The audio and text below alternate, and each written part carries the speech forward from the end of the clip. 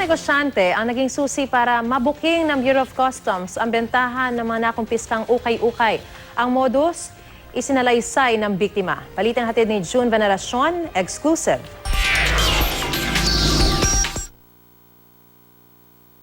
Sa report na ipinadala sa head office ng Bureau of Customs, inero pa ng sirain ang milyon-milyong pisong ukay-ukay na ito na nakumpiska sa Baguio City noong nakarang taon. Pero palabas lang pala yun. Dahil noong nakarang linggo lang, nakita ang mga ukay-ukay sa isang bodega sa San Pablo City, Laguna. Nabiso ang modus ng lumapit sa intelligence group ng Customs ang isang negosyante. Nakabili raw siya ng bulto ng ukay-ukay sa JPT Pro Earth Services Incorporated, ang kumpanyang accredited ng Customs para sa shredding o pagsira ng mga ukay-ukay. Yung ukay kasi bayad yun eh. Pagka pick up mo, babayaran mo. Ganon ang style nila. So, Pick up bayad? oo, pick up, yes. Kaliwan. Kaya nagkaroon ako ng tiwala sa kanila. Kalahating milyong pisong halaga ng ukay-ukay raw ang kanyang nabili sa JPT. Malaki raw ang kita sa ukay-ukay, kaya marami ang naiengganyo. So sa 500,000 mo, magiging magkano yun? Roughly times, siguro 1 million mahigit. Roughly, oo. Dugo-dugo? Di naman. Kasi, syempre, 100% income agad? yes. Actually, ganon. Saan ang bagsak niyan? Sa Baguio pa din. Sa Baguio pala? Oo. Yun lang palagi? Yun lang puntahan mo?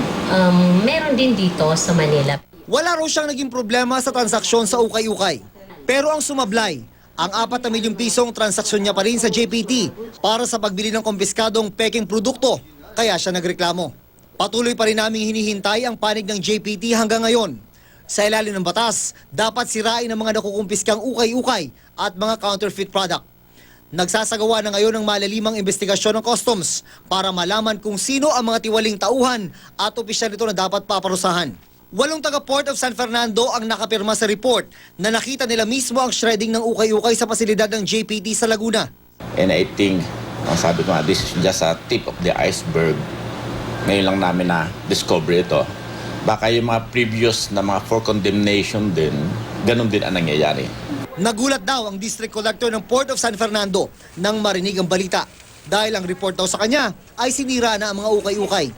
Isa siya sa mga nakapirma sa report na pinadala kay Customs Commissioner John Sevilla. If my men are telling me the truth, ang may problema is doon mismo sa bodega ni JPT, yung si Josie Talurong, yung disposal plant.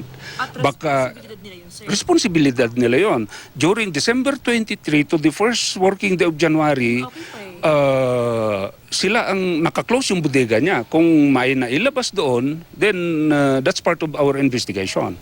Posible bang doon sumalisi yun, sir? Pwede. Vacation time? Pwede. Malaking bagay yun na masalisihan kami doon. June Veneracion, GMA News.